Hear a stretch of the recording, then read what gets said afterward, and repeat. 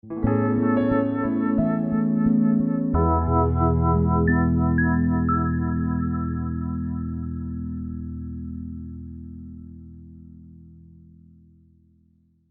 back to the Pelvic Health Summit. I'm your host, Hannah Matlock, and this is our co-host, Dr. Allison Treconde of Pelvic Rehabilitation Medicine. Today we are here with Carly Blau, a licensed psychotherapist here in New York City who specializes in sex and relationship therapy. Thank you for being here, Carly. Thank you so much for having me. Thanks so much for having me. I'm so excited to be here. This is such a privilege and an honor, and I'm really excited to provide some information that can be really helpful. So as a psychotherapist, what is the connection between pelvic pain and sex, and how does that connect to relationship therapy? Absolutely. So often I think that people think that physical issues such as pelvic floor dysfunction, pelvic pain, or any kind of medical feeling discomfort is not really connected to mental health in the way that somebody thinks and feels. And so where the two of them combined and where it's very integrative is where sex therapy, when someone's experiencing pelvic floor dysfunction of any kind, pelvic pain, vaginal pain, there's often a correlation between that pain and discomfort and how it influences their sex life and intimacy. And that's where I come in. Great. So really giving somebody an ability and a safe space to talk about their pelvic floor pain and how it's also how it impedes on their ability to have a healthy and functioning sex life and intimacy with their partners. Great. And as a psychotherapist, how would you describe your approach to pelvic pain patients? Sure. So I'm very narrative. My approach is very based in narrative therapy and also psychoanalytic therapy, looking at where behaviors started, how did they begin. There's truth to pelvic floor dysfunction being a medical condition, right? We know that. But also, we tend to get into a cycle. And it becomes a story where we've been experiencing this pain, and sometimes the pain becomes a part of us. It becomes a part of our story. And in order to break that cycle and to stop that story from continuing, it's like every story needs to have an ending sometimes. And in order to start a new story, you've got to end the first one. And so a lot of what I do is giving somebody the power and encouragement to end the story of pelvic pain in their narrative and to rebuild a new story for themselves in which they can look at their body with pleasure and intimacy in a way that they don't experience pain. Great. So can you tell us a little bit about what lands people into your office? Absolutely. So I would say that for the most part, people come in when, in regards to pelvic health, that when people are experiencing pelvic pain and discomfort, it has implications on their sex life and their intimate relationships with partners. And it can feel really lonely to be feeling pain, and in many ways, especially when it comes to your pelvic pain. So when somebody is experiencing pelvic pain, pelvic floor dysfunction, any kind of discomfort, I would say below the belly button, we're kind of raised in a society where we don't really know how to talk about that. We're not really given the vocabulary or the ability or the know-how of how to discuss that. And that's where you come in, right? And pelvic floor specialists come in to give people the information about it. But then I think what lands people in my office is, okay, now I know what my diagnosis is. I know what I'm experiencing. There's a reason I'm experiencing this pain and discomfort. Now, how do I process that and how do I deal with it, right? It's making me feel all these different feelings, and then I give you a safe space to be able to explore that. And what effect have you seen pelvic pain have on intimacy within relationships? Sure. Oh, wow, that's a loaded question. I would say that predominantly, I think the effect that it has is that the main cycle, right, that I think would resonate with a lot of people is that if something hurts you, and what hurts you is what you would use to engage in sex, you don't want to use it. Why would you, right? Like if your hand hurts you, you don't want to use your hand because your hand hurts. If your pelvic floor hurts you, you don't want to use your pelvic floor. So I think there's a connection there, and people come in because they're in so much pain and discomfort, and it stops them from wanting to be intimate with their partners. Now, here's the thing. My husband's a chef. And when we got married, my dad said, these two people got together and they had the best of the two things in life you need to survive, sex and food. When somebody is not able to engage in sex, which is a fundamental aspect of life in many ways, I mean, we wouldn't be sitting here having this conversation if sex didn't occur at some point in the world. So if you can't engage in that, people begin to feel like they're failing at a fundamental aspect of life. And so when your pelvic floor is not working correctly and it's giving you pain and discomfort, it really stops you from being able to feel like you're able to engage in something that's so fundamental. So I think that that's a really key piece as to how it impacts intimacy and relationships. How can people reframe their mindset, kind of change their story as you're talking about? It's the coolest thing ever. I mean, I love what I do because I love watching people. The way that I would suggest that somebody reframe it, now this is something I want to stress, is that therapy is a process. It is not, and so is pelvic floor therapy. It is not like you go in, and I'm sure you've seen this, where someone expects, they're experiencing pain, they go in for 1 to 2 sessions and they expect for it to be healed. And they're like, why am I not feeling better? And it's like, hold on a second. If you want to learn how to play the piano, you don't just put your hands on the piano and you learn how to play beautifully right then and there. You've got to practice. It's got to take time. You've got to be committed to the process. You've got to be committed to healing yourself. So the way that I help people change their mindset in this being a process, right, is giving somebody the power to, like we said, reframe their narrative, and also understanding and giving them the empowerment to explore what it would look like for them to not experience pelvic pain. Right? Like, what does that life even look like? And for a lot of people, unfortunately, that's not something that I think anyone has ever thought of or even considered, because it becomes so debilitating. So when you change someone's mindset, it's really, you want to find a therapist who's going to challenge you and who's going to challenge the mindset that you currently have to help you build a new mindset so that you're not constantly talking about what hurts you, what's bothering you, and what is pain, but also talking about where you can find pleasure, right? So like, I like to redefine sex as a part of my practice, and that's redefining and changing the mindset.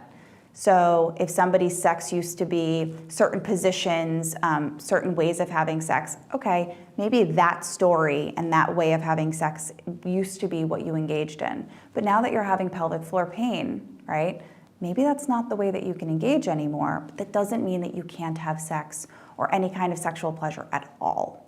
So then we go back to the drawing board and we rebuild the mindset. And I think it's just so empowering to see someone do that. It's wonderful. Thanks. And can you explain the connection between sexual dysfunction and mental health? Yes. So there is a major connection between sexual dysfunction and mental health. And the reason why, and like I said before, pelvic pain, sexual dysfunction, sex is a fundamental aspect of our functioning, right? Like, we are human beings. Sex is a normal part of being a human being. It's a form of pleasure. And when we cannot receive pleasure from something that is supposed to be pleasurable, I mean, sex is literally, it's to reproduce in one way, if that's what you want to use it for, and also as a method of getting pleasure and feeling really good, and feeling connected to someone else. So if your pelvic floor dysfunction, sexual dysfunction, pain is keeping you from being able to be intimate and to have sex, it's going to have major implications on the way you feel. It can lead to anxiety, it can lead to depression, it can lead to feelings of self-doubt, lack of self-worth, low confidence, and then you throw that into the mix, right? And it can make somebody feel like they're not going to be able to have intimate relationships or a healthy sex life. You've already been explaining so well the importance of sex therapy for someone who has pelvic floor pain, but can you talk a little bit more about why taking this mind approach and healing the mind and working on the mind is just as important as healing the body? That's an amazing question. Sure. I think that, so the way the brain works, and I find this super fascinating, is that we have synapses in our brain, right, where it sends messages and it receives messages. And what happens with pelvic pain, sexual dysfunction is when the vagina feels pain, what it does is it essentially, we go into survival mode, protection mode. It sends a message to the brain where it's like, hey, that hurt, don't do it. Kind of like when there's a hot stove, you know how you teach a little kid, don't touch the stove. Essentially, the child's gonna really learn when they touch the stove and they're like, ouch, that really hurt. Now the brain knows, don't touch the stove again. The reason why it's so important to reframe the mindset and to really give your body and mind space to do so is because your body may have been experiencing so much pain during sex for so long that now the constant message that's being sent from your pelvic floor to your brain is stop having sex, you don't want sex. You're not gonna get lubricated, your vagina is gonna be super tight and the muscles are gonna contract, the pelvic floor is gonna contract, everything's gonna be super tight, and that doesn't really allow for sex to be really comfortable or pleasurable or for pleasure to exist at all. And it also stops the brain from wanting any pleasure because the brain decides that, okay, wait, the messages that I've been getting for so long are that when I engage in this thing that's supposed to be pleasurable, I have pain. So I'm not going to engage in that anymore because I'm going to protect myself. And then I see a lot of people come in and they say, I haven't had sex in a year and a half. My partner and I can't have sex. And there's another cycle and a layer to this, which is once you start working on reframing the mindset, then it's like, why aren't we having sex again? My pelvic floor is functioning again. I'm not in so much pain again. Why isn't it back to normal? And then sex therapy becomes so important because it's like, all right, wait a second. You've been rejecting your partner and your partner's been feeling rejected for so long that we also have to think about how that makes them feel. So this is so, there are so many different layers to this. It's like an onion, there are just so many layers to it, but I think it's really important to talk about this stuff. And you explained it beautifully. Thank you. And without a doubt, sex therapy is a very key aspect in healing pelvic pain of any form. But a question that I have for everyone listening is if they don't have access to sex therapy or any sort of therapy that will help them with their sexual dysfunction and pain, are there any recommendations that you can make to get them on some sort of track? Absolutely. Get educated, learn, do the research. Don't let people tell you that you're going to be freaked out by Google. Take things with a grain of salt, okay? Like ask questions. There are people like me who are willing to help people like you. And you can't, one thing I've learned in life is the worst that anyone can tell you is no. Ask questions. If somebody doesn't know the answer, they're going to tell you, I don't know the answer, and maybe refer you elsewhere. But you can always ask someone a question. So ask questions. It can't hurt to ask questions. And also, get super educated. Read research. Go online and look at Google Scholar and start looking at, and people say, this is very controversial because some people say, don't look at Google, don't look at Google Scholar, because if you don't know what you're looking at, don't self-diagnose. But I also want to stress that what I'm referring to is if you do not have access to being able to afford healthcare or support, I mean, that's a whole nother issue that we could spend hours and days talking about.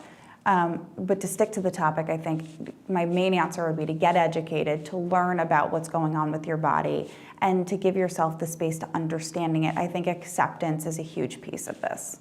And I think also being able to communicate with your partner, if you have one, about what you're going through, because a lot of women are so ashamed to talk to their partner about the pain that they have, the anxiety that they have, and really finding a way, however you can, to be secure and comfortable and communicate what you're going through will really help a relationship, will help intimacy, will help your partner to understand. Absolutely. So 2 things on that. One, for all of you listening to this amazing Pelvic Health Summit and you experience pelvic pain, and for whatever reason it keeps you from engaging in sex, grab your partner and bring them in here now. And what I want your partner to hear is that your partner's pain, so your pelvic pain, your sexual dysfunction, your pain with sex, has nothing to do with your partner. I mean, so often couples come in regards to this and they're like, well, she's always rejecting me. She doesn't want me anymore. It's like, hold on a second. Her pain and discomfort, pelvic floor dysfunction, is not about you. They're two totally different things. And when a couple can come to terms with that, there's so much freedom in that relationship. And that's when there's really room and the ability for each person in the partnership to support each other. Because when people can't support each other, it's when they feel attacked, when they don't feel wanted, when they don't feel needed. When you remove that variable, all of a sudden you've got a team. So I think that that's really important for everyone at home to be listening to. So do you have any suggestions? I get this question from patients all the time, that they would like to see you and discuss their issues with a sex therapist or psychoanalyst as well, but their partner's resistant. And do you have any suggestions on how they can bring it up to their partner and really engage with their partner as a team? Sure. So I think first and foremost, sometimes what I do in my practice is I would have somebody come in if the partner is resistant, have somebody come in and do a little bit of work on themselves and maybe bring the partner on at some point in therapy as a partnership. I think sex therapy has a major stigma. People think that it's like, oh, especially, and I hate to say this, and I might get some backlash for it, but I'm going to call a spade here, that oftentimes men feel that if a female partner wants to go to a sex therapist, that it means that they're not performing, and that it's about them.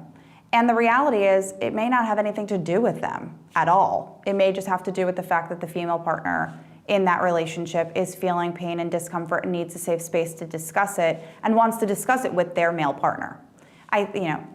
There's so many other layers to this. I think it's just really important that one suggestion I would have for a partnership and one person feels like they want to go to a sex therapist and they're afraid that their partner is going to be, I don't want to go to that, there's nothing wrong with us, you're being ridiculous, all these different things that we hear. First and foremost, and most importantly, the thing to tell your partner is, like, I'm going to talk to you like you're my partner, is you say, babe, this is not about you, like, or whatever you call each other, right? Like, this I'm feeling and I'm really uncomfortable, and it would mean a lot to me if you could give me a safe space to just talk to you about how I'm feeling. And I think that maybe finding a sex therapist could help us have a safe space to talk about this where we don't feel like we're attacking each other, but where we can really talk about this in a way where we can have sex again. Because I want to feel close to you. I don't want to not want to be with you. When a partner hears that, that's life-changing. Because for so long, the partner who's on the rejecting end, who's getting rejected because of pain and who's initiating and it never falls through, we don't talk about how painful that is. And so while pelvic floor dysfunction, sexual dysfunction, pelvic pain is really painful for the person experiencing it, the constant narrative of rejection for the partner who's being rejected is also really painful. And so both partners have to have an understanding and respect for the fact that that hurts. Both of them are in pain. And giving each other a space to be like, hey, I know you're hurting and you want to feel close to me and I want to feel close to you, all of a sudden both people are heard. And then you have space to work from. And I think also it could be really helpful for if you're a female trying to communicate to your male partner about wanting to go to sex therapy. I think it's so important to explain the fact that you're not just doing this for yourself, but you're doing it for them because you want to have a sex life again. You want to be intimate. You want to bring that connection back and have that connection. And this is something that you're doing for them because you want to make them happier in addition to making yourself happier. I'm not saying come with me to therapy for me. It's for us, to make our life better. Absolutely, and I think you just hit the nail on the head. I think it's not even that you're doing it. You want to be careful that you're never doing something for someone else. Mm-hmm. There's a really famous quote, and it says, I'll take care of me for you if you take care of you for me. Now, when I was younger, I thought that meant that I'm going to take care of me so that you benefit from it, and you're going to take care of you so that I benefit from it.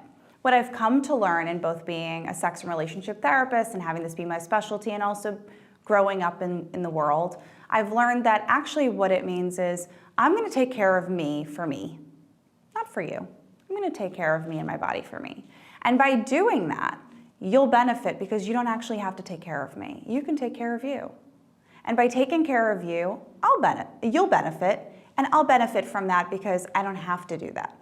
And it allows me as the partner to focus, and the partner who's experiencing any physical pain, pelvic pain, sexual dysfunction, to really focus on self-healing and to fix the self.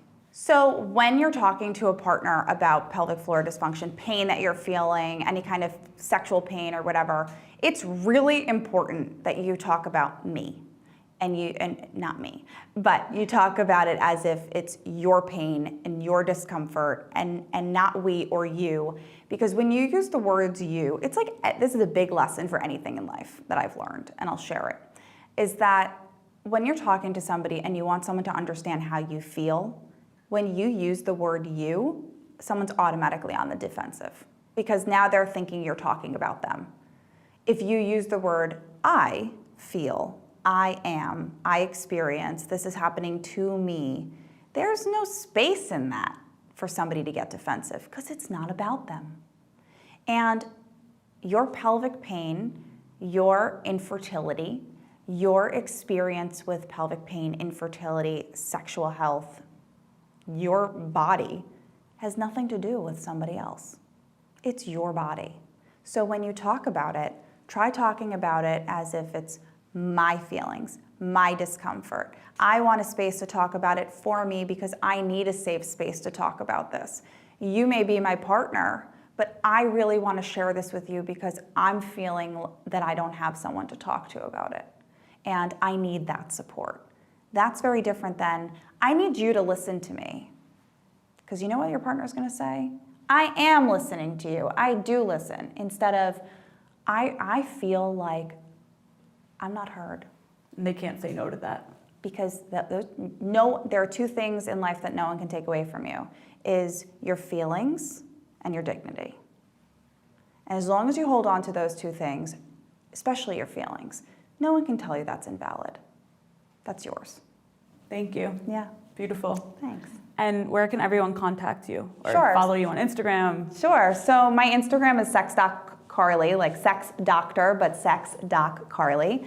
And you can go to carlyblau.com and find all the information there, and would love to have everybody come in. Wonderful. Thanks. Thank you. Thank you for sharing all of this wonderful information and really explaining the connection between the mind and the body when you are working on healing any sort of chronic pelvic pain. Absolutely. Thank you. Thank you so much for having me. This has been awesome. Thank you so much for watching. If you can relate to this video, please leave a comment below and share it with anyone else who you think may benefit. Thank you.